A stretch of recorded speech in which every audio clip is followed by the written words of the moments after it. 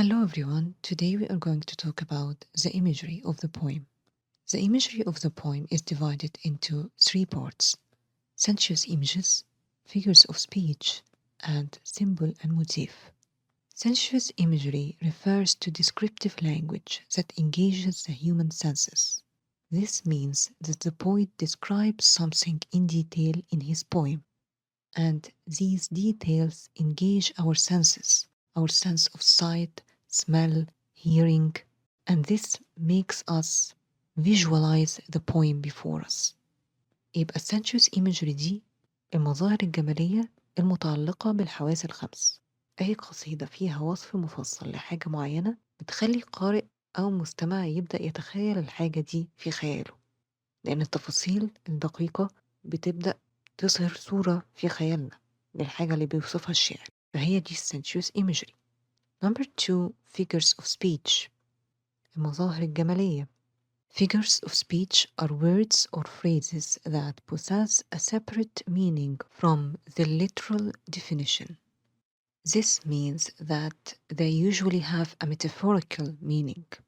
فالfigures of speech مظاهر جمالية، وعادة المظاهر الجمالية زي التشبيه والاستعارة وغيرها ما بنستخدمش المعنى الحرفي ليهم، بمعنى لو شبهنا حاجة بحاجة ما بنقصدش إن الحاجة دي هي حرفيا الحاجة دي، لكن بنقصد إن في ما بينهم أوجه شبه معينة. فعشان كده الfigures of speech بعيدة عن literal meaning أو المعنى الحرفي للكلمة أو الجملة أو العبارة. Number 3, symbol and motif. Symbols are images, ideas, sounds, or words that represent something else. So a symbol stands for something else. The symbol itself could be an image, an idea, or a word, but it stands for something else. السيمبل هنا اللي هو الرمز، يعني حاجة بترمز لحاجة تانية. Motifs are extended images that help to explain the theme. So they are images that are extended throughout the poem. They are not just present in one line, and they help to explain the theme. يبقى الموتيف دي حاجة متكررة خلال القصيدة زي صورة ممتدة خلال القصيدة، والصورة دي بتركز طبعا على التيمة الخاصة بالقصيدة. طبعا الثلاث أجزاء دول هيوضحوا لما نبدأ نشرح كل واحد فيهم لوحده. So let's start with the sensuous imagery. We have visual images. They describe what we see: colors, patterns, shapes, sizes. So the poet could describe the colors that we are seeing: red, blue, yellow, white, etc. The shapes: round, square, triangle. The patterns: polka dotted, striped, straight lines. The size: large, medium, small. So all of these things have to do with our sense of sight.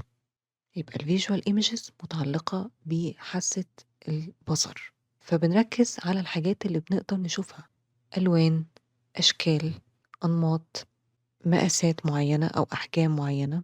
Number 2, the auditory images. They describe what we hear. We could hear music or noise or even silence. فالauditory image بتركز على حاسة السمع، سواء بنسمع موسيقى، ضوضاء، أو حتى الصمت التام. We also have tactile images. They describe what we touch or feel. This means that they could describe textures such as rough or smooth. So we can say the wood is rough, or the texture of this dress is smooth. Temperatures: warm, cold, hot. So tactile images have to do with what we touch. يبقى متعلقة بحاسة اللمس، سواء بقى إحنا بنلمس ملمس معين، ممكن يكون حاجة خشنة، حاجة ناعمة، أو حاسة اللمس بمعنى مثلا إن أنا ألمس حاجة ساقعة، حاجة سخنة، أو أحس بحاجة ساقعة، حاجة سخنة. Number 4, olfactory images. They describe what we smell. So we could smell nice fragrances such as a perfume or a flower, or bad odors such as the smell of sweat. فالolfactory images متعلقين بحاسة الشم، سواء اللي أنا بشمه ليه رائحة جميلة أو رائحة كريهة. Lastly, we have the gustatory images. Gustatory images have to do with what we taste. We could taste something that is sour, bitter, sweet, salty, or acidic. فدي متعلقة بحاسة التذوق، بالطعم اللي احنا بنحسه، سواء الطعم ده بقى كان مالح، كان حادق، كان مسكر. So as you can see, the sensuous images have to do with our 5 senses. فهم كلهم متعلقين بالحواس الخمس. تعالوا ناخد كل واحدة فيهم لوحدها. Number 1. Visual images. Visual images appeal to our sense of sight. So they describe something that the speaker of the poem sees. This includes colors, shapes, sizes, patterns, and brightness. We have already discussed how the speaker could describe these things, but we should also add brightness to them. For example, the speaker could say, the bright sun, or the shining star. This also has to do with our visual sense. And visual images are often present in metaphors, similes, or personifications. يبقى الفيجوال images متعلقين بحاسة البصر، وبالتالي بيوصفوا ايه اللي المتحدث شايفه، سواء ده كان لون، شكل، نمط معين، أو حتى الضوء والظلام، وبيبقوا موجودين في الاستعارة المكنية، في التشبيه، في التشخيص. Let's take an example. This is from William Wordsworth's poem Daffodils. I wandered lonely as a cloud that floats on high over vales and hills, when all at once I saw a crowd, a host of golden daffodils. Here, the visual image is of course present in the word golden, because it makes us imagine a number of golden or yellow daffodils. So here we can picture the color of the daffodils. فبمجرد ما إننا نشوف في القصيدة لون معين أو حجم أو شكل أو حتى حاجة متعلقة بالنور والظلام، بنعرف إن دي visual image. As you can see here, the daffodils are personified. They are personified because he used words like host and crowd, and these words are usually used with human beings. So indeed, the visual image is present in a personification. فزي ما انتوا شايفين إن هنا في تشخيص، لأنه استخدم كلمة crowd وhost، والكلمتين دول ما بنقولهمش على الأشياء أو على حاجة مرتبطة بالنباتات، لا إحنا عادة بنقول crowd أو اللي هو تجمع أو تجمهر، وهوست اللي هو برضو حشد من الناس على الناس. فده كده في تشخيص بيشخص الأزهار على إنها حشد من الناس، فبالتالي تم استخدامه فعلا في تشخيص، زي ما قلنا إن هو الفيجوال images عادة بتستخدم في التشخيص والتشبيه والاستعارة المكنية. Number 2. Auditory images. Auditory images appeal to our sense of hearing. They include music and other pleasant sounds, such as the singing of birds or the sound of sea waves. They could also include harsh noises, such as the shattering of something that's made out of glass, or they could include silence, total silence. Auditory images are often present in onomatopoeia, as onomatopoeia usually includes an auditory factor. يبقى كده ال auditory images مرتبطة بحاسة السمع، بمعنى إن الكاتب بيوصف صوت قد يكون صوت جميل زي الموسيقى أو أي صوت مريح للأعصاب، وبرضه ممكن يوصف ضوضاء مزعجة زي مثلا صوت الكلاكس بتاع العربية أو صمت تام. وال auditory images دايما بتبقى موجودة في الكلمات اللي فيها onomatopoeia، حكاة صوتية. Let's take an example. And full-grown lambs loud bleat from Haileyborn.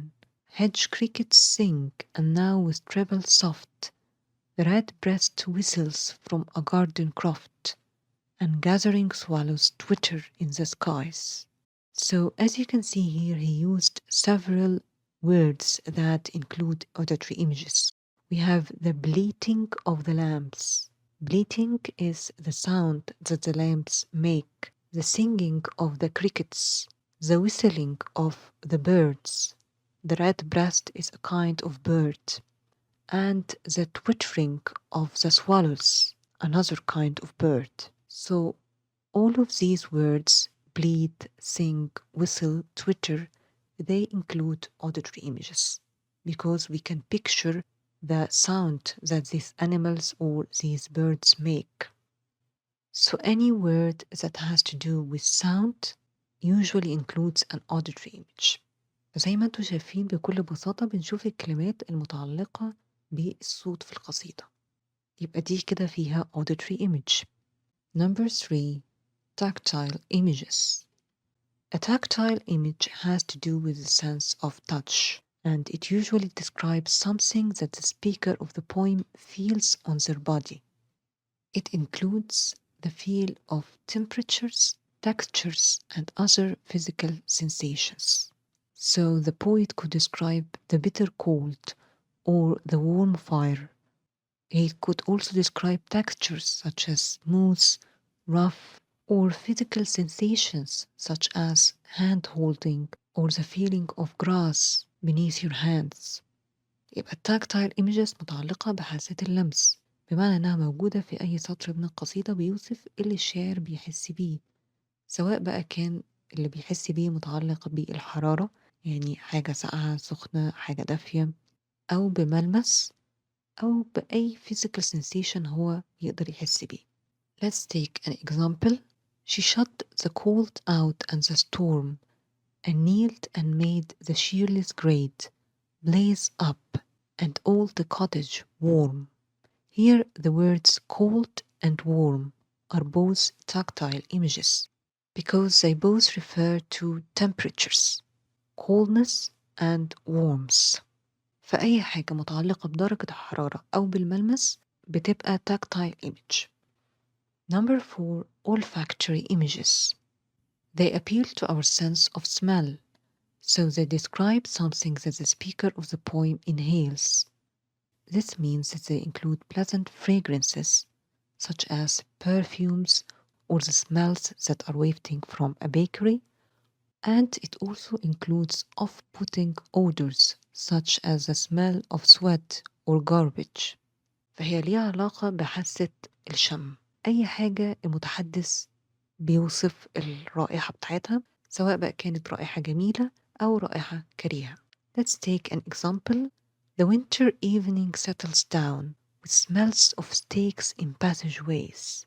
6 o'clock, the burnt out ends of smoky days. So here an olfactory image is present in smells of steaks, as we could imagine the smell of steak wafting down the passageways. And the smoky days, again we could imagine the speaker in a smoky street, so we could picture the smells that surround the speaker. فأي حاجة متعلقة بحاسة الشم olfactory image. Number 5. Gustatory images. They appeal to the sense of taste. This includes sweetness, sourness, saltiness, savoriness, or spiciness. This is especially effective when the poet describes a taste that the reader has experienced before and can recall from sense memory. So this means that if the reader has, for example, tasted an apple pie before, and the speaker is describing the taste of apple pie, the reader would be able to recall the taste of apple pie. This is called sense memory, something that you have experienced before. So gustatory images are most effective when the reader has experienced what the speaker is talking about. يبقى الgustatory images متعلقين بحاسة التذوق، بيوصفوا دايما الطعم بتاع الأكل سواء بقى كان مالح، حادق، حراق، مسكر. بيعتمدوا على السنس ميموري، بمعنى إن أنا تذوقت الحاجة اللي بيتكلم عنها الشاعر. يعني لو هو بيوصف مثلا طعم فاكهة معينة وأنا دقت الفاكهة دي قبل كده، فأنا بسترجع طعم الفاكهة من السنس ميموري بتاعتي. Let's take an example. Crushed leaves and grass, tasty tangy smells of summer. Trees are full and plush. Fruits are succulent and ripe. Here the word succulent is a gustatory image. Succulent means juicy or tasty because he is describing fruits. So he is describing fruits as succulent. This means that the fruits are tasty. They are full of juice. يبقى كده أي حاجة بتوصف طعم الشيء اللي بيتكلم عنه الكاتب بتبقى gustatory image. So now we have discussed the 5 senses. We still have 2 more sensuous images. Number 1, and in this case it's number 6 after the 5 senses, an organic image. An organic image is an image through which the poet communicates internal sensations such as fatigue, hunger, and thirst, or internal emotions such as fear, love, and despair. So the poet is communicating or describing a sensation that he feels or an emotion. فالأورجانيك image متعلقة بإحساس اللي احنا بنحسه، يعني سواء إنسان جعان، تعبان، عطشان، عيان، كل ده internal sensation.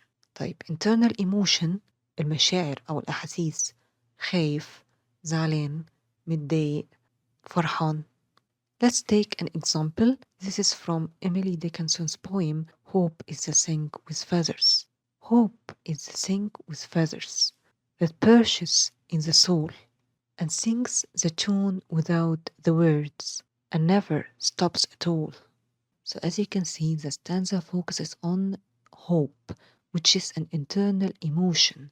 The speaker is hopeful. The speaker is full of hope. فالتركيز هنا على الأمل كشعور بيخلي اللاين ده organic image.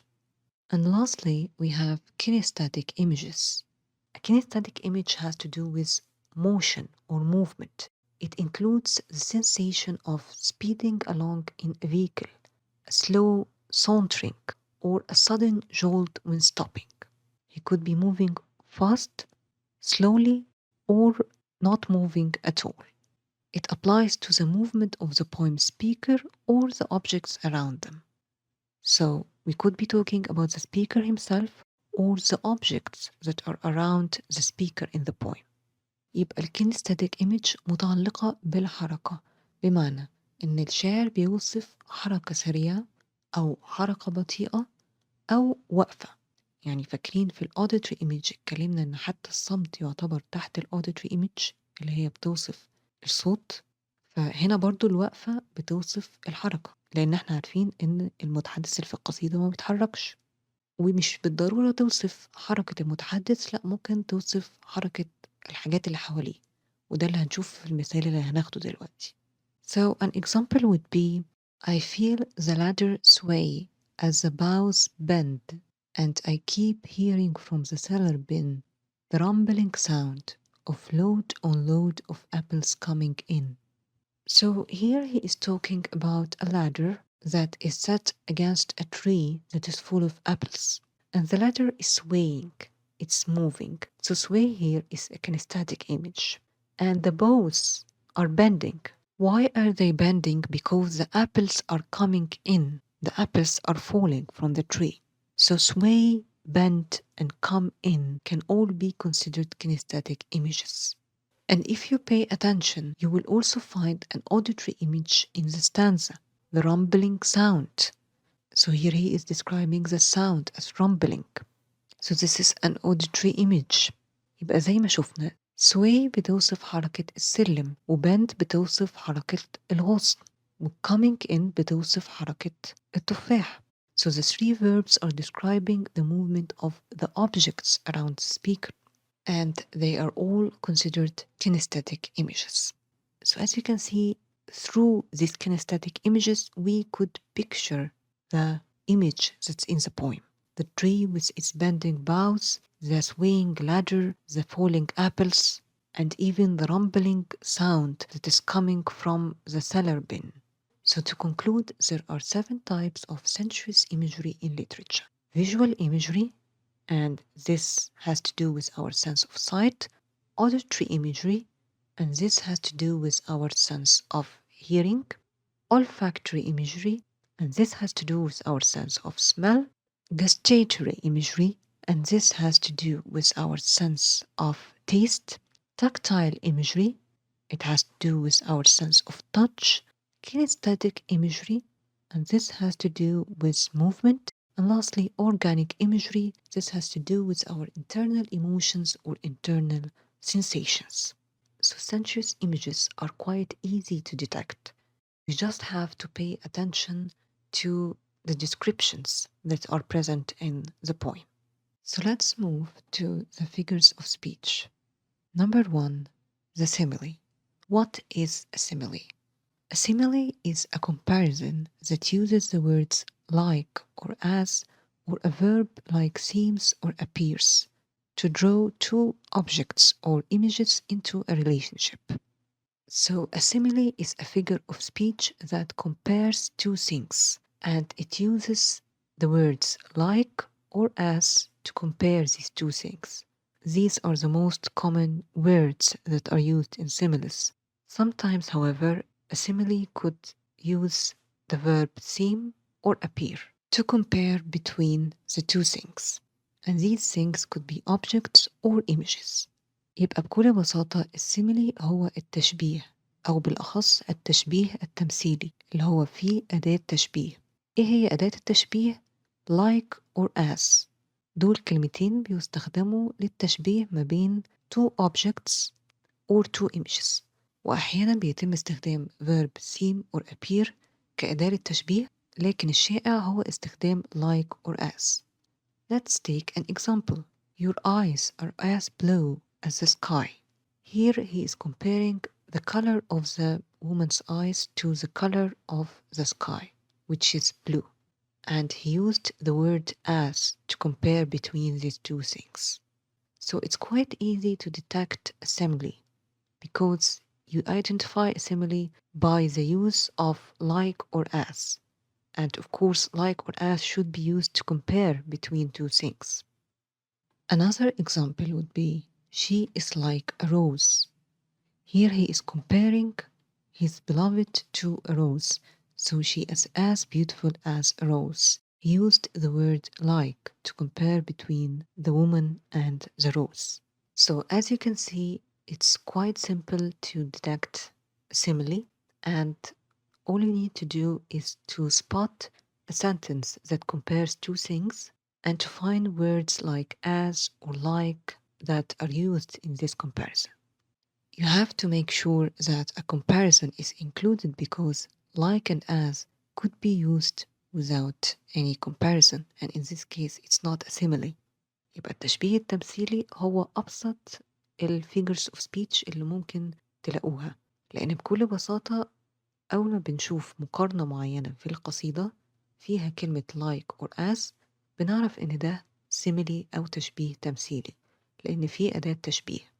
وطبعا لازم ناخد بالنا إن like or as ساعات بيجوا بدون مقارنة، فعشان كده لازم الأول نلاقي مقارنة ما بين حاجتين وبعد كده ندور هل في like أو as. لو في like أو as يبقى ده simile أو تشبيه تمثيلي.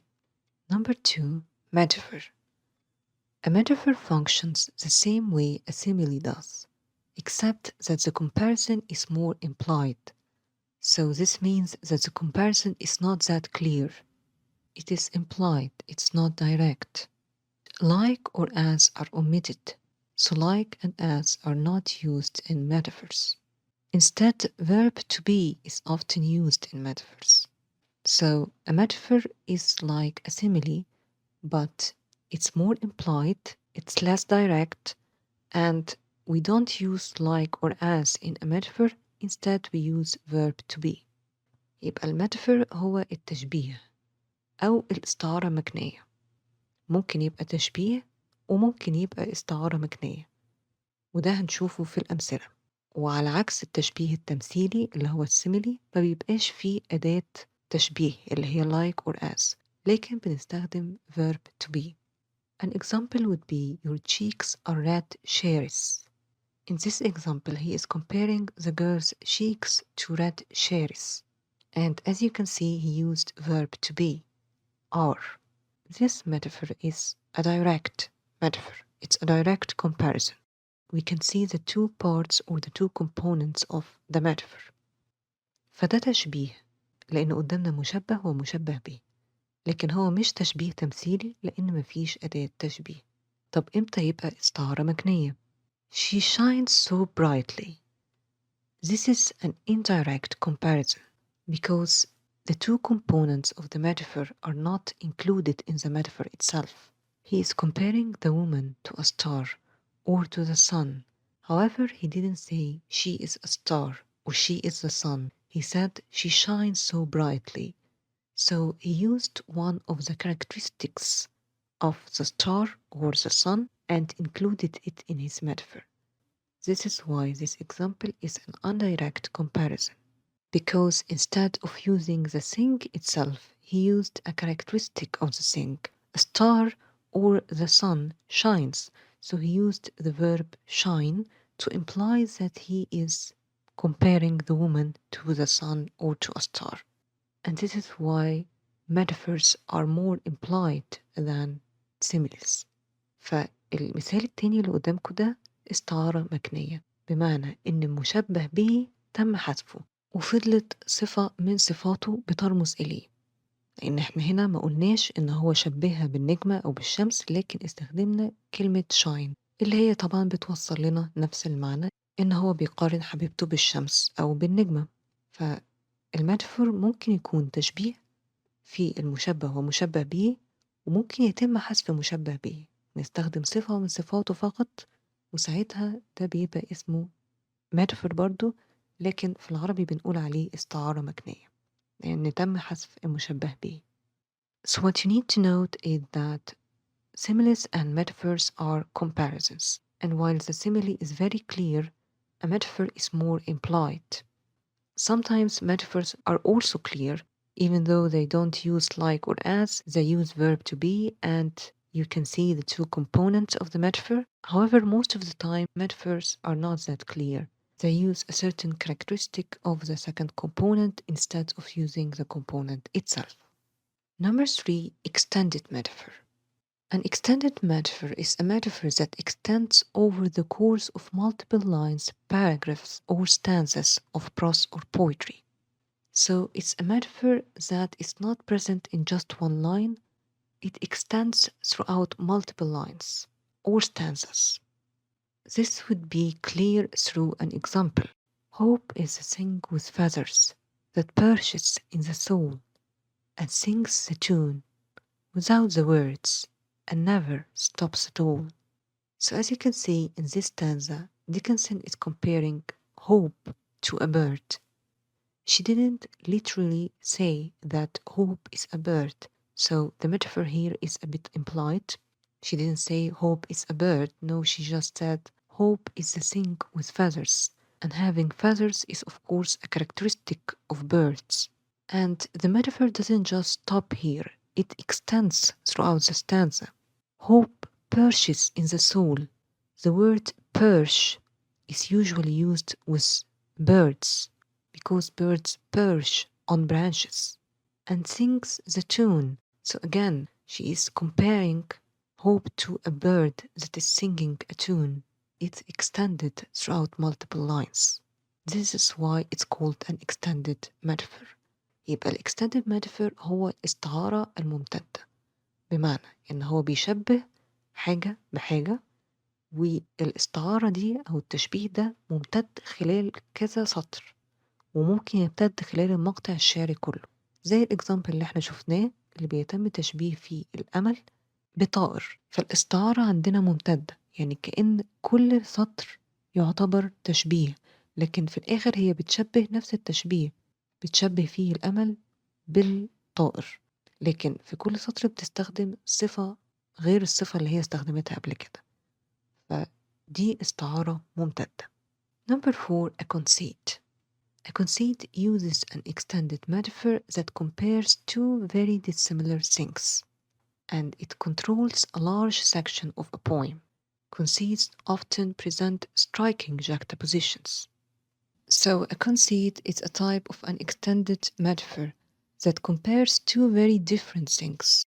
And because it compares two very different things, it often results in juxtapositions, a kind of contrast between these two things. And conceits might extend throughout the whole poem or through several stanzas or several lines. So it controls a large section of the poem. يبقى الكونسيت هو نوع من أنواع الاستعارة الممتدة، هو بيمتد خلال جزء كبير من القصيدة، ممكن يمتد في القصيدة كلها، ممكن يمتد في مقطع شعري بحاله، ممكن يمتد في كذا مقطع شعري، وعادة بيقارن ما بين حاجتين مختلفتين تماما. وبالتالي بيقدم لنا نوع من أنواع التباين أو المفارقة.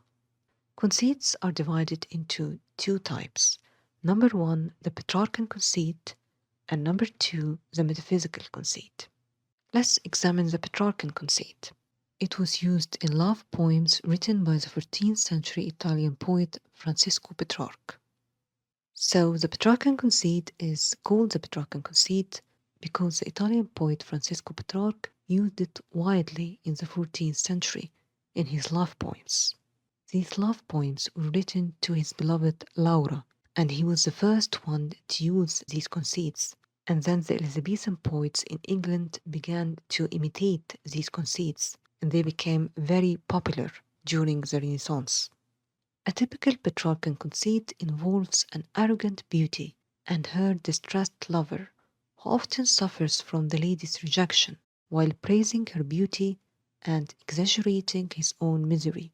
So, in a typical Petrarchan conceit, there is usually a beautiful woman, and the speaker of the poem is in love with her. However, this woman doesn't love him back, and this results in the speaker's misery. So, in the poem, he focuses on how beautiful this woman is and how he is miserable without her. Petrarchan conceits are often extended metaphors that govern the structure of the entire poem, but they may also be a series of different metaphors that constitute the bulk of a poem. So they could be just one extended metaphor, and this metaphor could govern the whole poem. It could be extended throughout the whole poem. Or there's another type of a Petrarchan conceit, and that is a series of different metaphors. So, for example, he could focus on the beauty of his beloved and use several metaphors to compare the beauty of his beloved to other beautiful things. يبقى البتراركان كونسيت سمي بالبتراركان كونسيت نسبة لفرانسيسكو بترارك اللي هو كان شاعر إيطالي واستخدم الكونسيتس في قصائد الحب اللي كان بيكتبها لحبيبته لورا. والبتراركان كونسيت ده عبارة عن إيه؟ عادة البتراركان كونسيت بيبقى في قصيدة ليها تيمة معينة اللي هي الشاعر بيحب واحدة جميلة جدا وحبيبته ما بتبدلوش المشاعر، فبالتالي هو بيركز على جمال حبيبته وقد إيه حالته سيئة بسبب عدم مبادلتها للشعور. والبتراكان كونسيتس ليهم نوعين، لا إما هو بيستخدم استعارة مكنية ممتدة خلال القصيدة كلها، فلنفترض مثلا هو ممكن يشبه نفسه بالسفينة اللي بتغرق من غير ضوء النجمة اللي بترشده، ويشبه حبيبته بالنجمة اللي بترشده، ده مثال مثلا. وممكن يكون مجموعة من تشبيهات مختلفة ولكنها كلها حوالين حاجة معينة اللي هي مثلا جمال حبيبته، وده هيبان في المثال اللي احنا هناخده دلوقتي. An example of a series of different metaphors would be Edmund Spenser's Epithymalion, in which he praises the beauty of his wife using a series of metaphors and similes. Her goodly eyes like sapphires shining bright, her forehead ivory white, her cheeks like apples which the sun hath throdded, her lips like cherries, charming men to bite. So, in this part of Epithymalion, which is the title of a poem by the English poet Edmund Spenser, he is praising the beauty of his wife. So he is comparing aspects of her physical beauty to other beautiful things. Her eyes are compared to sapphires in a simile because he used the word like. Her forehead is compared to ivory because it's as white as ivory. Her cheeks are compared to apples, and her lips are compared to cherries. So the first line is a simile, the second one is a metaphor because he didn't use like or as, the third line is a simile, and the fourth line is a simile. So this is a series of similes and metaphors that compare the beauty of his wife to other beautiful images. So this could also be a Petrarchan conceit. It doesn't have to be an extended metaphor that compares one thing to another thing only. It could be a series of extended metaphors or similes. You might have noticed that the poem is dedicated to Spenser's wife. So this means that she does return his feelings. And this means that Petrarchan conceits don't have to include a beauty that rejects the speaker. They usually do, but sometimes it's enough to focus on the beloved's beauty in such an exaggerated manner. So this is why it's a Petrarchan conceit. يبقى زي ما شفنا في المقطع اللي قدامنا البتراركان كونسيت مش لازم يبقى استعارة ممتدة بتشبه حاجة واحدة بحاجة واحدة فقط، لكن ممكن بتشبه حاجة بكذا حاجة. هو هنا مثلا بيقارن جمال زوجته بكذا حاجة، لأن هو بيركز على خصائص معينة في جمال زوجته، زي مثلا عينيها شبههم بالسافايرز لأن لونهم أزرق، لون البشرة شبهه بالعاج لأنه أبيض. طبعا القصيدة دي كانت موجهة لزوجته، فبالتالي هي كانت بتبادله مشاعر، لكن برضه تعتبر بتراركان كونسيت رغم إنها بتبادله مشاعر لأن هو مركز على الجمال الشكلي بطريقة مبالغ فيها شوية. فالتركيز على الجمال الشكلي للمحبوبة ده نوع من أنواع بتراركان كونسيتس، سواء بقى هي بتبادله مشاعر أو ما بتبادلوش. Type number 2 is the metaphysical conceit. It's characteristic of Jean Donne's poetry and other metaphysical poets of the 17th century. So it's called a metaphysical conceit because it's related to metaphysical poems. Metaphysical poems are quite complex, and John Donne was the father of metaphysical poetry. His poems use witty and surprising comparisons, drawn from multiple sources, like theology, alchemy, philosophy, cartography, and even everyday objects. So when we defined the word conceit, we said that a conceit usually presents juxtapositions or comparisons between two very dissimilar things. And this juxtaposition or this dissimilarity occurs because, as you can see, the metaphysical poets draw their comparisons from different sources, from religion or philosophy or even everyday objects. So this is why their metaphors or conceits are quite complex and different. The result is an extended metaphor that makes a far-fetched comparison between a spiritual aspect of a person and a physical thing in the world. So the metaphysical conceit usually compares something that is spiritual to a physical thing. And this will be shown through an example. يبقى الميتافيزيكال كونسيت سمي بالميتافيزيكال كونسيت نسبة للميتافيزيكال بويتري أو ميتافيزيكال بويتس اللي هما مجموعة من الشعراء ظهروا في القرن ال17، وكانت القصايد بتاعتهم نوعا ما صعبة أو محتاجة تفكير، مش مجرد مثلا قصايد عن الحب. وكان أشهر كاتب فيهم هو جون دون، والقصايد بتاعته المقارنات اللي فيها كانت مختلفة بسبب إن هو كان بيجيب المقارنات دي من فروع مختلفة، بمعنى إن هو ممكن يقارن حاجة في الفلسفة بحاجة بسيطة من ال everyday objects مثلا. فعلشان كده كانت المقارنات بتاعته مختلفة وغير متداولة. وعادة الميتافيزيكال كونسيت بيقارن ما بين حاجة غير ملموسة وحاجة ملموسة في العالم بتاعنا، ده طبعا هيبان من خلال الأمثلة. So in his poem A Valediction Forbidding Mourning, John Donne envisions two lovers as the points of a compass, the drawing tool, in which one lover is the point, the other is the point of a pen or pencil, one rotating around the other, and both leaning toward each other. Let's check the example. If they be two, they are two so, as stiff twin compasses are two. Thy soul, the fixed foot, makes no show to move, but does, if the other do. So in these lines, he is comparing the two lovers to the 2 points of a compass. One is the point of the compass and the other is the pen or the pencil. So this means that they are linked and that they move with each other and stop with each other. So as you can see, this comparison is quite weird or quite unusual. He is not comparing his beloved to the sun or to a rose. These are Petrarchan conceits because they are focusing on her beauty. He's comparing how the lovers are united through comparing them to a drawing tool So it's quite unusual to compare the lovers to a drawing tool because this is an everyday object that we use and it's not romantic, it's not associated with romance. We find it quite unusual and yet it works because indeed the 2 points of the compass are linked together and neither point moves without the other. So this is why metaphysical conceits are quite complex and yet they are very interesting. And as we have said, he compares a spiritual aspect to a physical object. Here, the spiritual aspect is the soul of the lovers.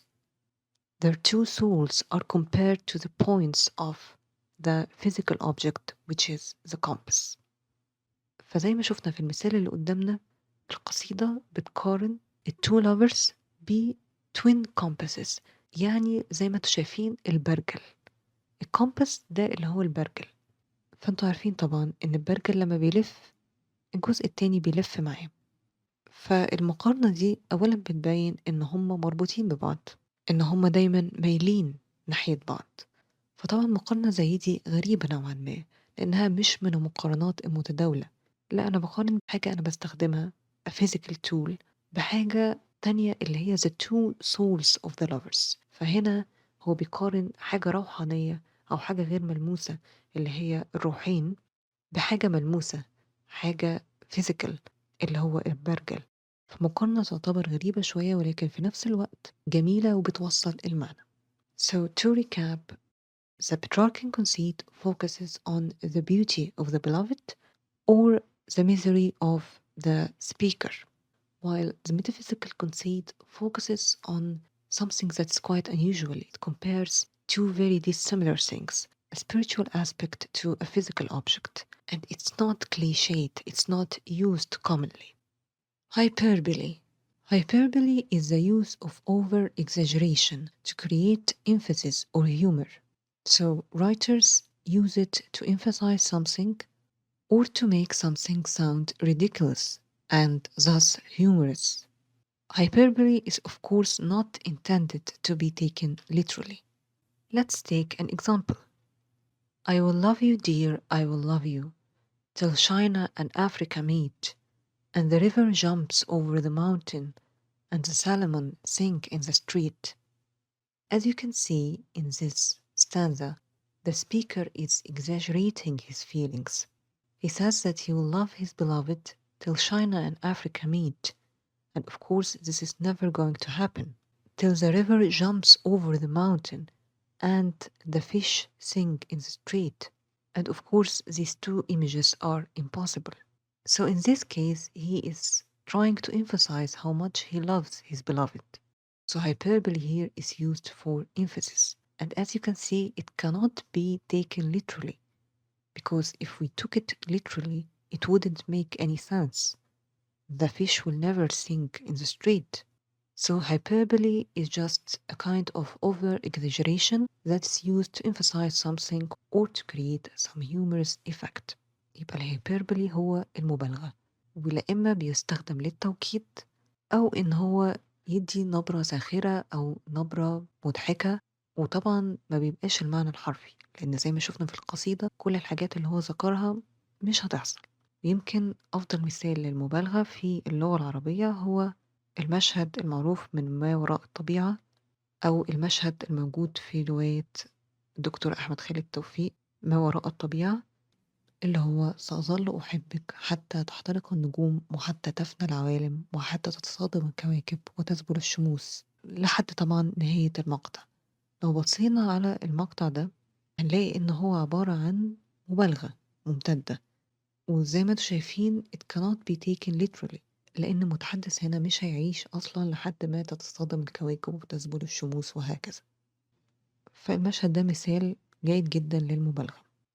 Then we have personification أو التشخيص. It involves the attribution of any human quality, action or attribute to non-human things. It can help writers create more vivid descriptions.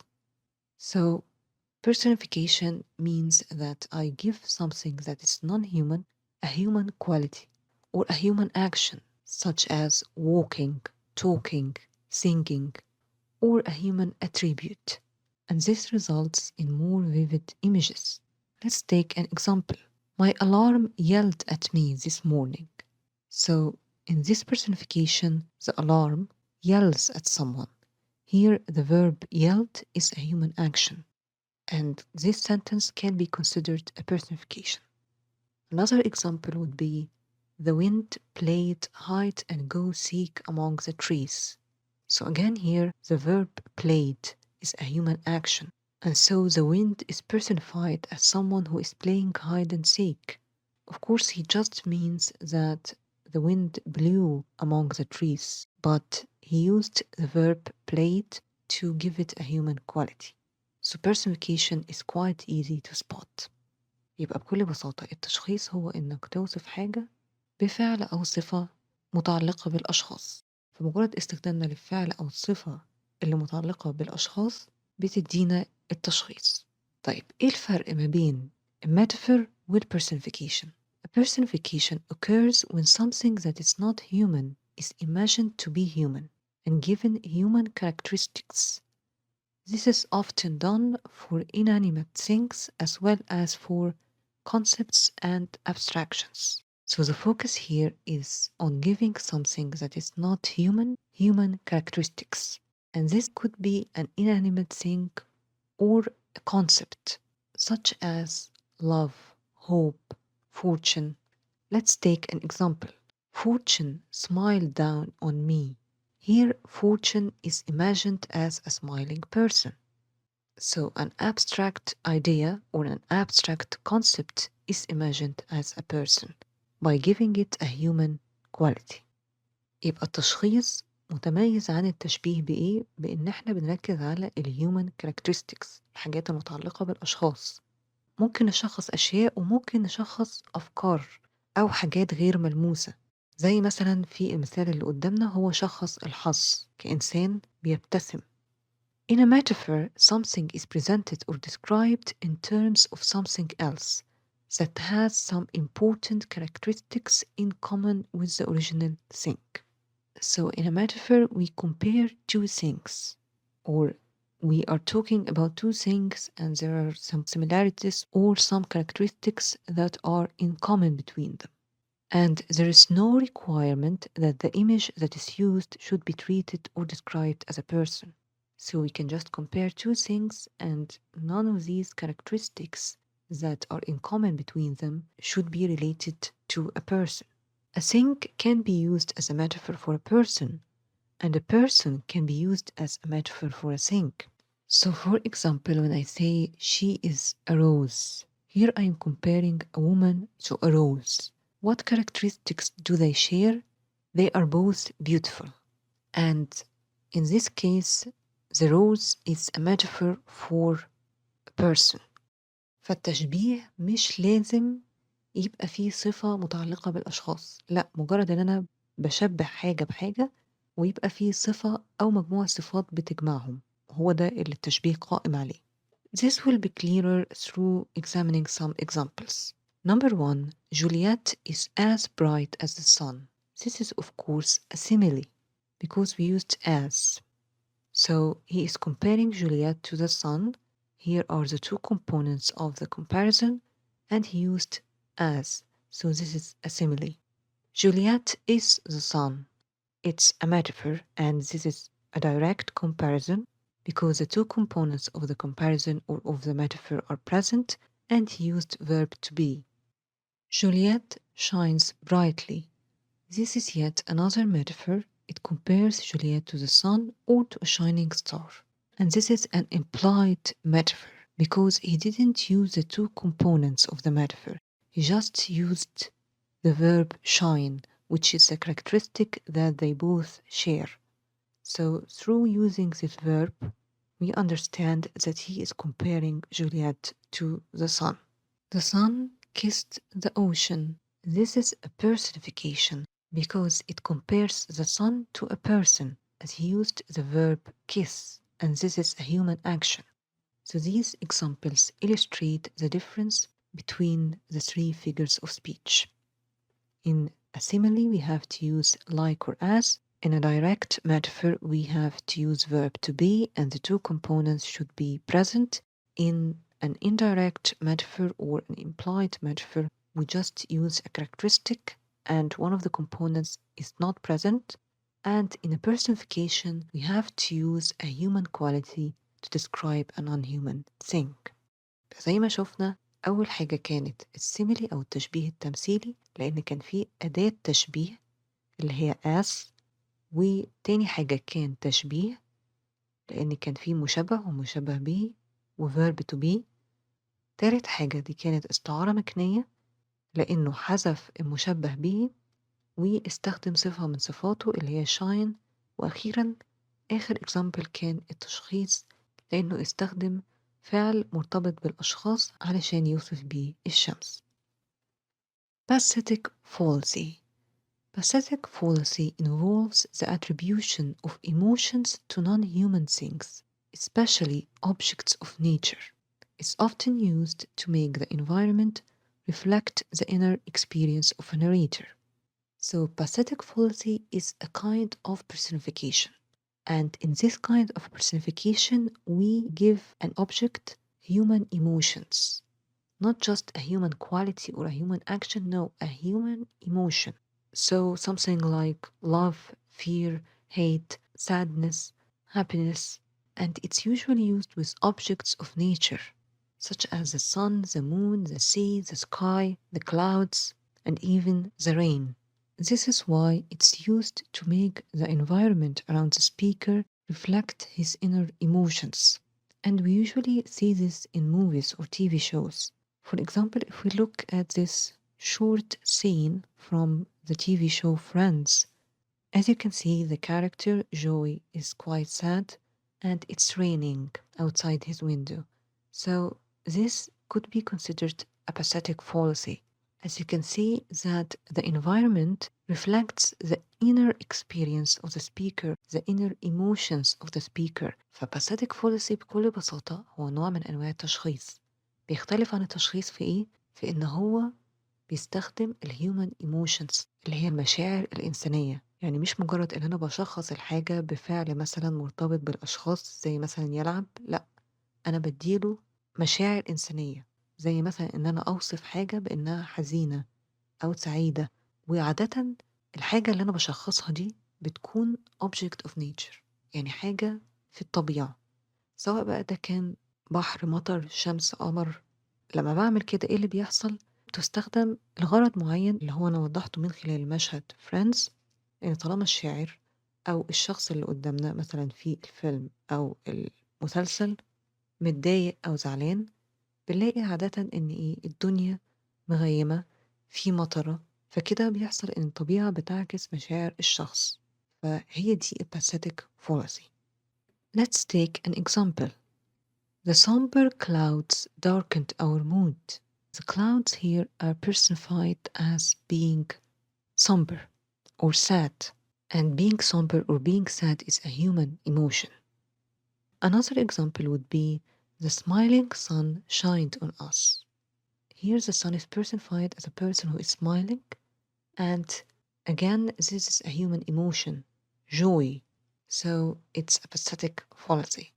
Since pathetic fallacy is a kind of personification, these two sentences could also be considered personification.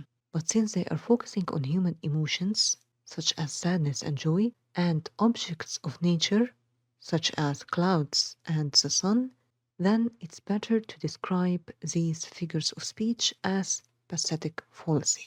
فمش غلط إن احنا نقول على الجملتين دول تشخيص، لكن الأفضل إن احنا نقول عليهم pathetic fallacy، هو ده الأصح. لأن أولا الحاجتين اللي بيتشخصوا هما حاجتين من الطبيعة، واحنا قلنا إن pathetic fallacy مرتبطة بالobjects of nature، زائد طبعا إن فيه human emotion اللي هو سواء الحزن أو السعادة، مش مجرد human action. To recap, what is the difference between the personification and the pathetic fallacy? Pathetic fallacy is always about giving emotions to something non-human, especially objects of nature. So note that if you give human emotions to an object, it can also be considered a pathetic fallacy. It doesn't have to be an object of nature, but giving human emotions to objects of nature is the most common use of pathetic fallacy. So, an example would be the raindrops wept around him. He is personifying the raindrops as someone who is weeping. And if a person is weeping, then he is very sad because he is crying heavily. فالباثيتك fallacy زي ما قلنا نركز على ال objects of nature زي ال raindrops, ال clouds, the sun, and so on. والhuman emotions زي مثلا weep تدل على الحزن. فكده pathetic fallacy. وممكن تبقى شيء من الأشياء، يعني مش لازم يبقى object of nature، لكن دي أكتر حاجة منتشرة. Personification is giving any human attribute to something non-human. So it doesn't have to be a human emotion, it can just be any human quality. An example would be the wind whispered through the trees. So whisper here is a human action, but it's not connected to any human emotion. And even though the wind is an object of nature, since whispered is not a human emotion, we cannot say that this is pathetic fallacy. فالإكزامبل اللي قدامكم ده تشخيص، لأن رغم إن الحاجة اللي بنشخصها هي رياح ودي طبعا تعتبر object of nature، إلا إنه ما استخدمش مشاعر إنسانية. هو قال هنا همست الرياح بين الأشجار، والهمس مش متعلق بأي شعور إنساني، فبالتالي ما أقدرش أقول عليه pathetic fallacy. فده الفرق ما بين personification و pathetic fallacy.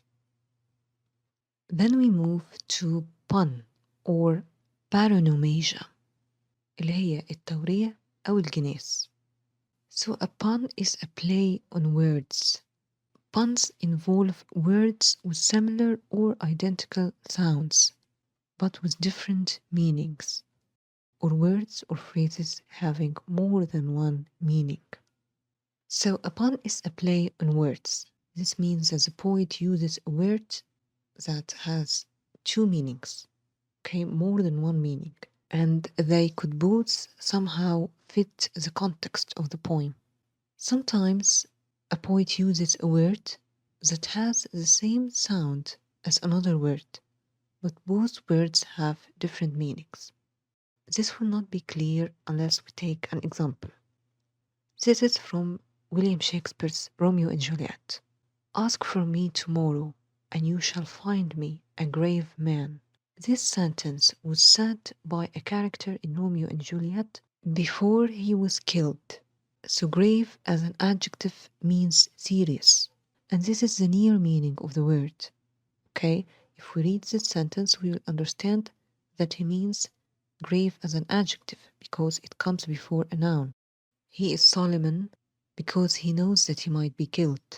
The other meaning that Shakespeare refers to here is grave as a noun. So grave as a noun refers to death. So he means that he will be dead. So here grave refers to the place in which he is going to be buried. So the near meaning is serious, but the far meaning is dead. So this is a pun because it has more than one meaning. And these two words, the adjective and the noun, have identical sounds, but they have different meanings. So a poet or writer usually uses a pun to stimulate our mind, to make us think about the meaning of the word and what it could imply. فالpun هي التورية، والتورية إن الكاتب يأتي بلفظ ليه معنيين، معنى قريب ومعنى بعيد، ورغم إن القريب هو اللي واضح قدامنا إلا إن الكاتب عادة ما بيقصد المعنى البعيد. وفي المثال ده كان باين جدا لأن كلمة grave كadjective وكnoun نفس النطق، فليها identical sounds لكن معنى مختلف، فكده كأن الكلمة ليها أكتر من معنى. Let's take another example. The first type is two words that have similar sounds. So here in this picture, the bottle of ketchup is talking to the hot dog, and the ketchup is saying, I hope to see you again so we can catch up.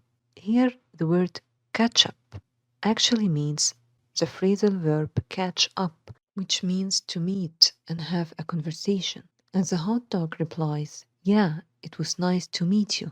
But here meat is pronounced as the noun meat, which refers to the food or the meat in the hot dog. But he actually means the verb meet, M-E-E-T. So this is a great example of puns that have similar sounds, but different spellings and different meanings, of course. Another type is a pun with identical sounds. In this example, a soldier is talking to another soldier and he is saying, "Cover me." And in the second picture, the soldier is covering the soldier with a blanket. Of course, this is a misunderstanding because while covering him with a blanket is the literal meaning or the near meaning, what he means is the metaphorical meaning of cover me. Cover me as in have my back, protect me, don't let the enemy shoot me. So these two pictures are great examples of puns. يبقى زي ما قدامنا في الأمثلة البان ممكن يكون كلمة وليها similar sound لكن مش نفس الساوند، بمعنى إن كاتشب هي مش نفسها catch up بس قريبة منها في النطق. هو مستخدمها هنا طبعا for a humorous effect. والبان اللي هي identical sounds يبقى نفس الكلمة بالظبط بس بيبقى ليها معنيين مختلفين، لا إما المعنى الحرفي زي اللي هو غطيني أو المعنى البعيد اللي هو إنه يدافع عنه، فدي البان أو التورية. Then we have ambiguity. It occurs when the structure and or content of a statement makes its meaning unclear, leaving it open to multiple possible interpretations. So we have a statement and its meaning is unclear. This means that it could have several interpretations, several meanings. So it's similar to a pun. Indeed, it could be the result of using a pun. So ambiguity is when the meaning is unclear. Let's take an example. This is from a well-known poem entitled The Sick Rose. O Rose, thou art sick, has found thy bed of crimson joy, and his dark secret love does thy life destroy. Here we don't know what thy bed of crimson joy refers to, or what dark secret love refers to. We can't really determine what the poet is talking about. What is the bed of crimson joy that he is talking about? Who is the dark secret love? In order to understand these two phrases, we will have to analyze the poem in detail, so it's quite unclear, and this is called ambiguity. These lines are ambiguous. So whenever we encounter something that is open to multiple interpretations or is not clear, we can consider it ambiguous.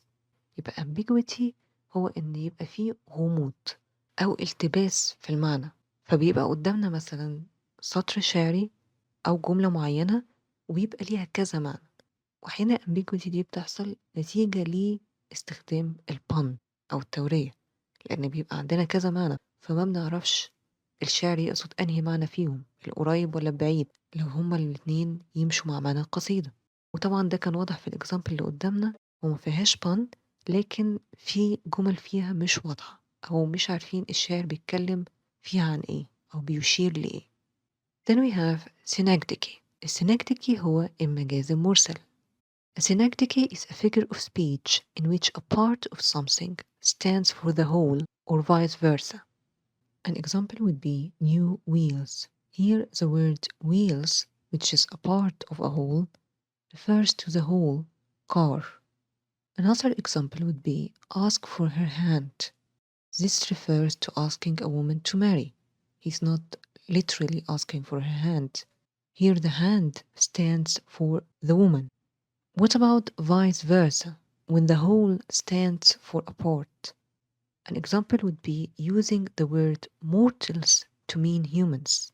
Mortals refer to humans or animals or any beings that are not immortal, that will die.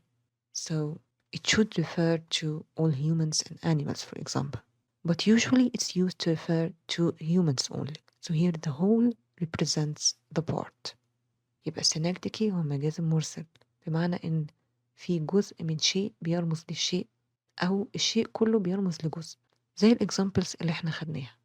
فالإما يكون جزء من الشيء أقول مثلا new wheels لكن أنا أقصد العربية، أو العكس إن الشيء بيرمز لجزء زي إن أنا أقول mortals وأنا بقصد humans. Then we have metonymy أو الكناية. A metonymy is a figure of speech in which an object or a concept is referred to not by its own name, but instead by the name of something closely associated with it. So, I am referring to an object or a concept, but instead of using the word itself that refers to this concept, I am using something that is associated with it, something that is linked to it. Metonymy in literature often substitutes a concrete image for an abstract concept. This means that instead of saying the word love, I use heart. So I substitute a concrete image, such as heart, for an abstract concept, such as love. Let's take an example. The crown refers to the British monarchy.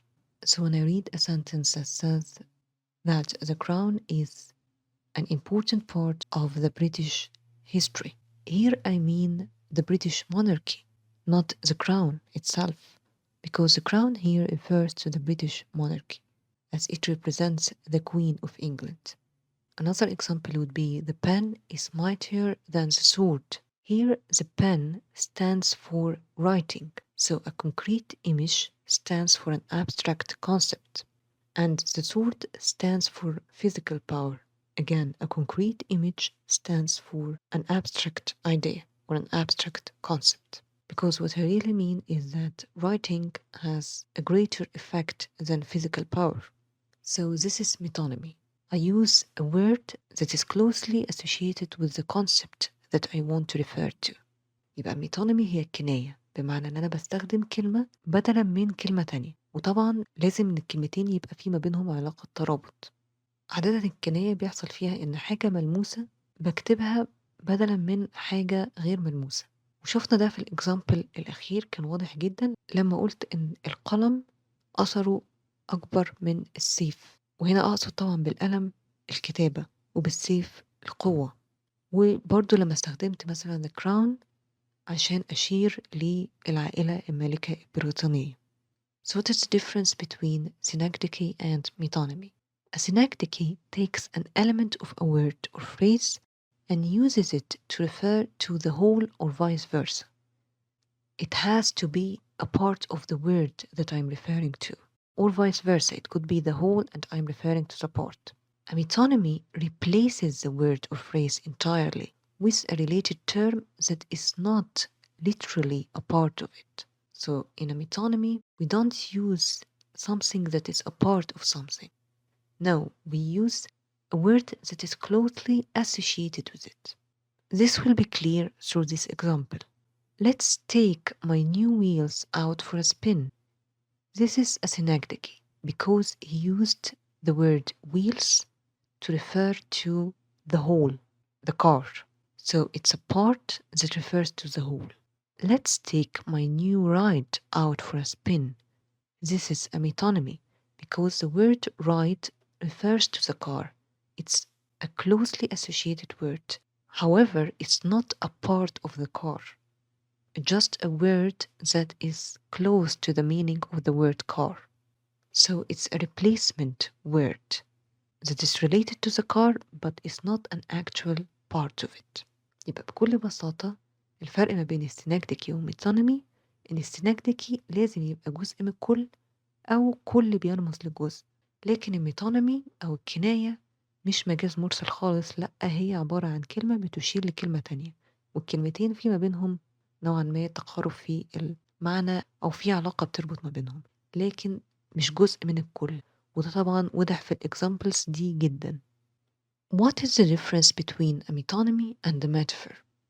A metonymy is a comparison built on the relatedness of two different things.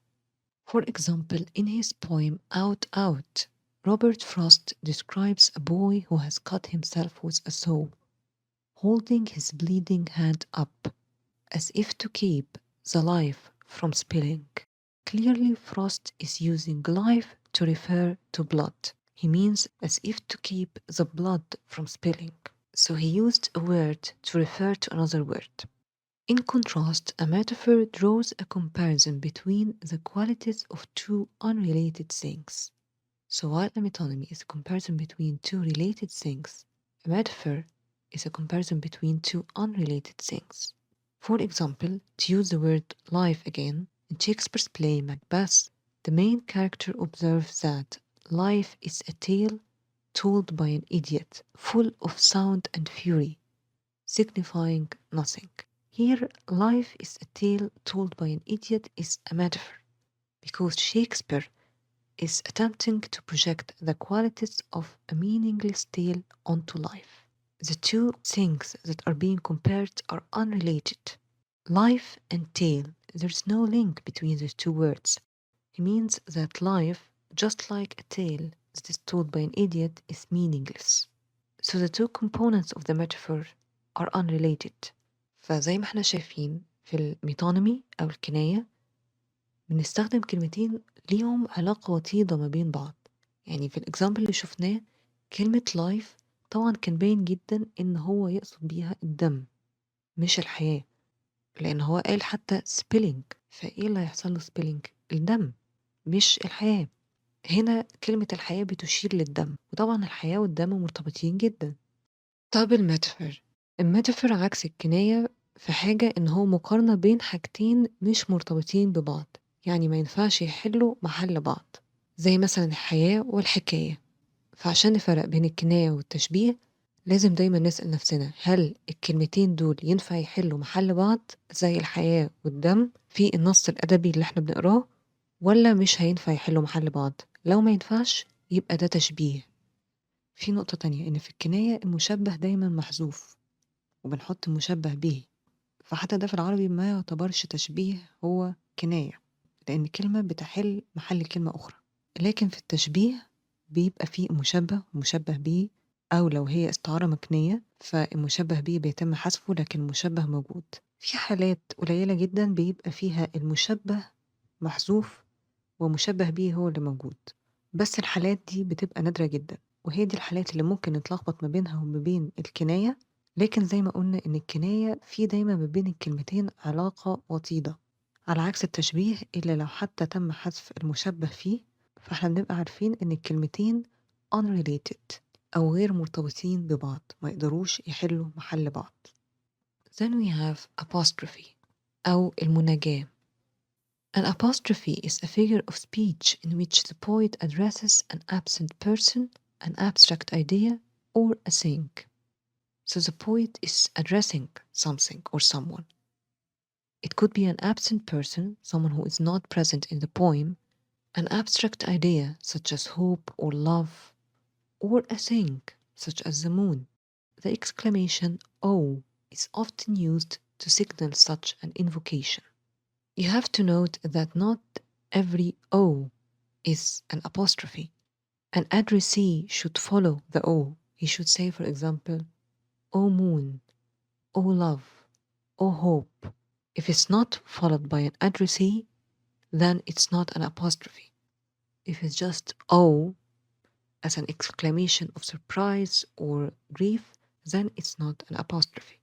Let's take an example from Philippe Sidney's Sonnet 31. With how sad steps, O moon, thou climb'st the skies. So here the poet is addressing the moon, and he says, O moon. And by the way, even if the exclamation O was not present here, the word moon would still be an apostrophe, because he is addressing a thing or an object of nature here. So the O is not always an indication of an apostrophe. What we should pay attention to is if the poet is addressing an absent person, an abstract idea, or a thing. فالأبوستروفي هي المناجاة، بمعنى إن الشاعر بيكلم شخص غير موجود أو شيء أو حتى فكرة أو حاجة غير ملموسة، وعادة بتبقى مصحوبة بالإكسكلاميشن أو، زي في المثال اللي قدامنا أو مون، لكن مش بالضرورة إن يبقى قبليها علامة أو، بمعنى إن لو شلنا أو من هنا هتبقى apostrophe برضه، لأن الشاعر بيتوجه بالكلام للقمر، فهو كلمة مون دي تعتبر apostrophe. يعني هنا كده في مناجاة، هو بيناجي حاجة وفي المناجاة الشيء أو الشخص ما بيردش عليه لأنه حاجة أصلا ما تقدرش ترد على الشاعر. وناخد بالنا إن أو برضو ساعات بتستخدم بعيدا عن الأبوستروفي، يعني لازم يبقى وراها شيء الشاعر بيتوجه له بالكلام أو شخص الشاعر بيتوجه له بالكلام، ولا مش هتبقى apostrophe، هتبقى مجرد exclamation sound بيعبر مثلا عن الدهشة أو عن الحزن أو هكذا. Allusion. An allusion is a reference to someone or something outside of the text. Writers commonly allude to other literary works, famous individuals, historical events, or philosophical ideas. So an allusion occurs when a poet uses a word to refer to someone or something outside of the text. What is this someone or something? It could be a literary work. For example, it could be a quotation from a novel or a play. Famous individuals, so the poet could mention the name of a famous individual. Historical events, wars, for example, or treaties, or any important historical event, or even philosophical ideas. So an allusion should be something that most people know. Let's take an example. She is as beautiful as Aphrodite. Here, the word Aphrodite is an allusion to the Greek goddess of beauty. Most of us know who Aphrodite is. So when the poet uses the word Aphrodite, we should picture the Greek goddess of beauty before us. So this is an allusion because he is alluding to something that everyone knows. يبقى الألوجن بكل بساطة هو الإشارة لشيء أو شخص خارج القصيدة. إيه هي الأشياء اللي ممكن يتم الإشارة إليها؟ ممكن يكون عمل أدبي تاني بمعنى إنه يستخدم كوتيشن منه، ممكن يكون شخص مشهور، مش لازم يبقى الشخص ده حقيقي، ممكن يكون شخصية خيالية، ممكن يكون كاركتر أو حاجة مثلا من الجريك ميثولوجي، حدث تاريخي أو حتى فكرة فلسفية. وممكن نستخدم مثال تاني مثلا نقول he's as smart as Einstein. فطبعا بما إننا كلنا عارفين أينشتاين، عارفين هو بيشير لإيه، فهي دي الإشارة. Then we have an oxymoron أو التناقض اللفظي. An oxymoron is a figure of speech pairing two words together that are opposing or contradictory. So an oxymoron is a figure of speech that consists of two words and they are paired together. So most of the time they are right next to each other. And these two words are opposing or contradictory. The most recognizable oxymorons are adjective-noun pairs, such as only choice, virtual reality, silent scream, sweet sorrow, escaped prisoner. As you can see in all of these examples, an adjective is followed by a noun, so it's an adjective-noun pair, and the two words are contradictory or opposing. How could it be a choice if it's the only one? How could it be a reality if it's virtual? How could a scream be silent? How could sorrow be sweet? How could a prisoner be an escaped person? So as you can see, there is a contradiction between the two words.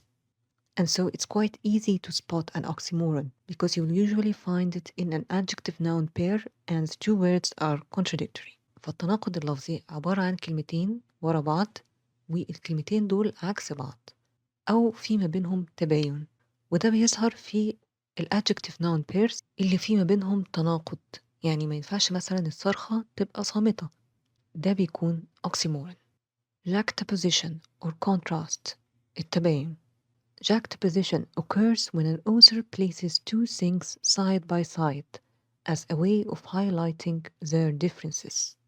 Ideas, images, characters, and actions are all things that can be juxtaposed with one another. To juxtapose means to place two things side by side in order to highlight their differences. And we can juxtapose ideas, images, characters, and even actions. Let's take an example. April is the cruelest month, breeding lilacs out of the dead land. This is from T.S. Eliot's The Waste Land. And in the poem, he is saying that lilacs, which are a type of flower, are growing out of the dead land.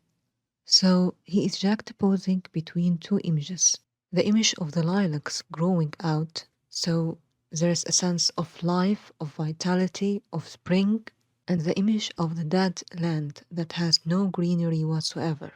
So as you can see in the picture before you, these two images are juxtaposed. What about characters? How can we juxtapose characters? Usually there's a protagonist and an antagonist, or a hero and a villain. So the hero and the villain are juxtaposed.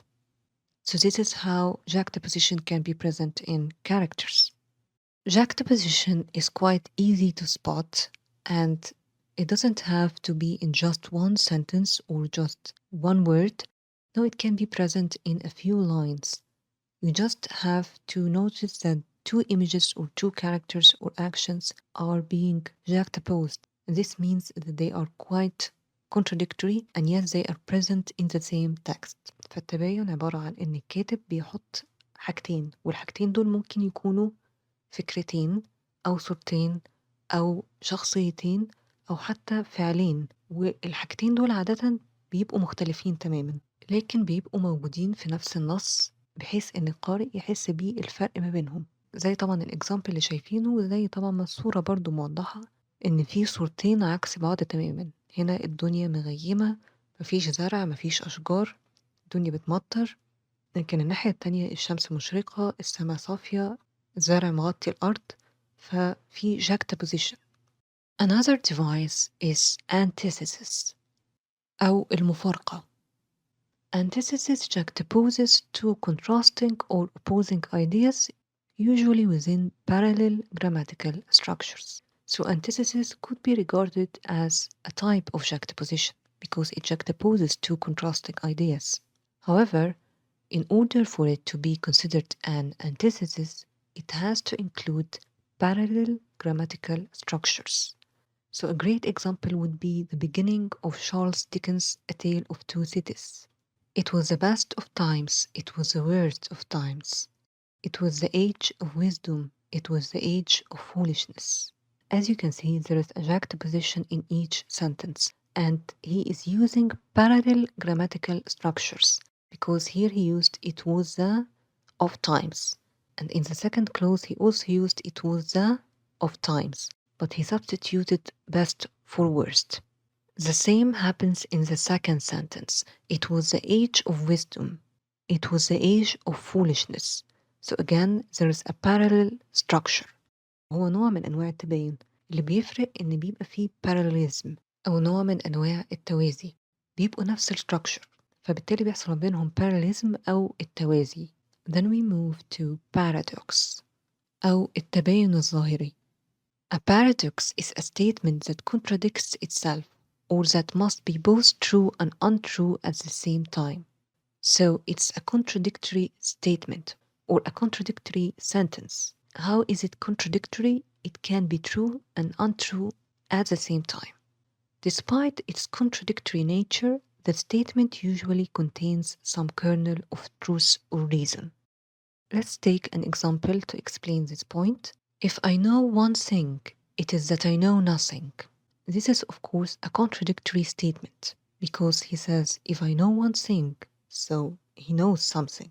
It is that I know nothing. So if he knows nothing, how can he know one thing? And yet the sentence includes a kernel of truth. How so? Because indeed none of us know anything. He doesn't literally mean that we don't know anything at all, but he means that any human being can't know everything. Let's take another example. Change is the only constant. The statement here is contradictory because he is talking about a constant, so something that doesn't change. And yet, what is the only constant? Change. And indeed, it includes a kernel of truth because indeed, change is the only thing that is constant. Everything else is constantly changing. So as you can see from these two statements, despite the contradictory nature of the paradox, it includes some sort of truth. قدامي جملة رغم إن فيها نوع من أنواع المفارقة أو التناقض إلا إنها بتوصل للقارئ حقيقة. زي ما قلنا مثلا في المثال إن التغيير هو الشيء الوحيد الثابت في الحياة. فطبعا لما بنقول حاجة ثابتة يبقى حاجة ما بتتغيرش. لكن هو قال إن التغيير هو الحاجة الوحيدة الثابتة، ولما نركز فيها على الرغم من إن في تناقض لفظي إلى إن فعلا التغيير هو الحاجة الوحيدة الثابتة، لأن كل حاجة حوالينا بتتغير. So what is the difference between a paradox and an oxymoron? They are both contradictory. How can we differentiate between them? A paradox is a statement or a group of sentences that contradict what we know while delivering an inherent truth. An oxymoron is a combination of two words that contradict each other. So the difference lies in that an oxymoron is made up of two words only, and a paradox is usually a statement or even a group of sentences. Oxymorons are two words that contradict each other, while a paradox is an entire phrase, sentence, or quote. فبكل بساطة البارادوكس والأكسيمورون هما الاتنين يعتبروا نوع من أنواع التناقض اللفظي.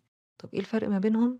إن الأكسيمورون عبارة عن كلمتين جايين ورا بعض وما بينهم تناقض لفظي، أما البارادوكس فعبارة عن جملة أو مجموعة من الجمل وفيهم تناقض لفظي. فالأوكسيمورون لازم يبقوا كلمتين جايين ورا بعض، وطبعا شفنا examples اللي هي adjective noun pairs. The last figure of speech that we have is verbal irony أو السخرية. Verbal irony occurs when the literal meaning of what someone says is different from and often opposite to what they actually mean. So this means that the literal meaning of the sentence doesn't correspond with what the speaker actually means. So for example, if a storm is raging outside and someone says the weather is lovely, this is verbal irony because he actually means the opposite of it. He means that the weather is terrible. Writers also use ironic similes to convey exactly the opposite of what they intend to say. An example would be, the mirror is as clear as mud. Here, of course, he means the opposite of what he is saying. He means that the mirror is unclear. It's dirty. It's like mud. فالتعبير الساخر بنلاقيه لما الكاتب بيكتب حاجة لكن معناها الحرفي بيبقى عكس تماما المعنى اللي يقصده الكاتب، زي إن حد يدخل مثلا أوضة فاضية ويقول it's too crowded here، فده طبعا عكس المعنى اللي يقصده الكاتب. هو بيقصد مثلا إن الأوضة فاضية ما فيهاش حد، لكن هو قال إن الأوضة زحمة. وعادة بيتم استخدام verbal irony في الironic similes، وادينا مثال لما شبه المراية بالطين لكن استخدم كلمة clear. هو طبعا ما يقصدش إن مراية صافية أو الرؤية فيها واضحة، لا يقصد العكس، إن هي طالما شبهت بالطين يبقى هي مش صافية مش واضحة مش نظيفة. فهي دي verbal irony. So right now we are done with the figures of speech. Now we move to the last part of the lecture, which is the symbol and motif. What is a symbol? Symbols are images, ideas, sounds, or words that represent something else and help to understand an idea or a thing. So symbols are images or words that represent something else, and a symbol may appear once or twice in a literary work. Motifs are extended images or repeated words that help to explain the central idea of a literary work or its theme. And a motif is a recurring element. It doesn't just appear once or twice like the symbol. No, it appears several times throughout the whole work. يبقى السيمبل بكل بساطة هو الرمز، إن في صورة أو كلمة بترمز لحاجة معينة، وعادة الرمز بيتم استخدامه مرة أو اتنين خلال العمل الأدبي. أما الموتيف فهو عبارة عن صورة ممتدة أو مجموعة كلمات مرتبطة ببعضها وبتشرح أو بتؤكد على التيمة الخاصة بالعمل الأدبي. وعلى عكس الرمز فالموتيف بيتكرر خلال العمل الأدبي كله. This will be much clearer when we take an example. So let's read these lines. Oh, my love is like a red, red rose that's newly sprung in June. Oh, my love is like the melody that's sweetly played in tune. Here the red rose is a symbol of love. It occurs once throughout the 4 lines and it's a clear symbol of love. Of course here it's used as a part of a simile as he compares his love to a rose through using like. However, most of the time, symbols are not part of metaphors or similes. So, for example, if the poet didn't say, "Oh, my love is like a red, red rose," and instead he began with, "A red rose that's newly sprung in June," a red rose would still be a symbol. So, it doesn't have to be a part of a simile or a metaphor. As a matter of fact, it usually isn't a part of a metaphor or a simile. And if we take a look at the other simile, "Oh, my love is like the melody," we can see that here the melody is not a symbol of love because it's not usually associated with love. In the context of the poem, it's associated with love. But outside the context of the poem, if I mention the word melody, you will associate it with music, with joy, but you won't associate it with love. ناخد بالنا إن عادةً الرمز بيبقى لوحده، يعني مش لازم يبقى جزء من تشبيه أو استعارة زي ما هو جزء من التشبيه التمثيلي في أول سطر، يعني هنا هو جزء من التشبيه التمثيلي، لكن زي ما قُلنا لو إحنا ابتدينا أصلًا الجملة A red rose that's newly sprung in June من غير ما نقول خالص Oh my love is like a red rose، مجرد إن إحنا استخدمنا a red rose فهنا على طول red rose رمز للحب. على عكس مثلًا السِمِل التاني اللي بيشبّه الحب بالنغمة، فكلمة melody أو نغمة مش رمز للحب، لإنها مش مرتبطة بيه أوي، يعني لمّا أقول لحد نغمة عادةً هيفكّر في الموسيقى مش الحب، عشان كده الرمز لازم يبقى بيرمز للحاجة دي داخل النص الأدبي وخارج النص الأدبي. Let's take an example of a motif. A motif in Romeo and Juliet is light and darkness. As we have said, the motif is a recurring element, so these three descriptions occur throughout the play. The night, or the moon, is no match for Juliet's beauty. So here, Juliet's beauty is compared to the moon. The lovers are stars that light the dark sky. So here, Romeo and Juliet are compared to stars. Their love is discussed as a flash of lightning. So what's common between these three descriptions? It is the motif of light and darkness, because the night is associated with darkness, while the stars and the lightning are associated with light. So there is a motif of light and darkness throughout the play. فيبقى السيمبل هو الرمز، بمعنى إن في حاجة جوه القصيدة بترمز لحاجة تانية، زي ما الوردة الحمراء كانت بترمز للحب، وده طبعا رمز متداول جدا للحب. أما موتيف فهو مجموعة كلمات متكررة كلها مرتبطة نوعا ما، زي الموتيف الخاص بالضوء والظلام في روميو وجولييت اللي ظهر مثلا في تشبيه جولييت بالليل، أو تشبيه جولييت بالنجمة، أو تشبيه حبهم بالبرق. Someone might ask what is the difference between a symbol and a metaphor? A symbol should be usually applicable inside and outside the context of the text. For example, a rose is often a symbol of love. So you can't say that something is a symbol if it doesn't represent this thing outside of the context of the text. In contrast, a metaphor doesn't represent this thing outside of the text. For example, if I say love is a battleship, this is a metaphor because the word battleship is not commonly associated with love, so it's not a symbol. So when I say battleship, you don't think of love, but when I say rose, you think of love. So a symbol has to represent this thing outside the context of the text. And this is a very important point. فعشان أقول على حاجة رمز لازم الرمز ده يكون مرتبط بالحاجة اللي بيرمز ليها داخل وخارج النص الأدبي. بمعنى إن أنا لما أقول إن مثلا الزهرة رمز للحب فده عادة لأن الزهرة رمز للحب، لكن لما أقول مثلا إن الحب معركة فده تشبيه.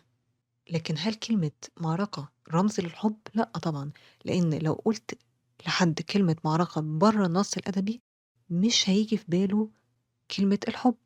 فالرمز لازم إن أنا لما أقول الكلمة دي سواء داخل النص الأدبي أو خارج النص الأدبي إن هي تكون مرتبطة عندي بالحاجة اللي بترمز ليها، والرمز طبعا مش منتشر زي التشبيه في القصائد. This is it for today. Before we end our lecture, I would like to share some extra resources with you. Let's start with a list of book references. This is a list of books that provide definitions and examples of literary terms.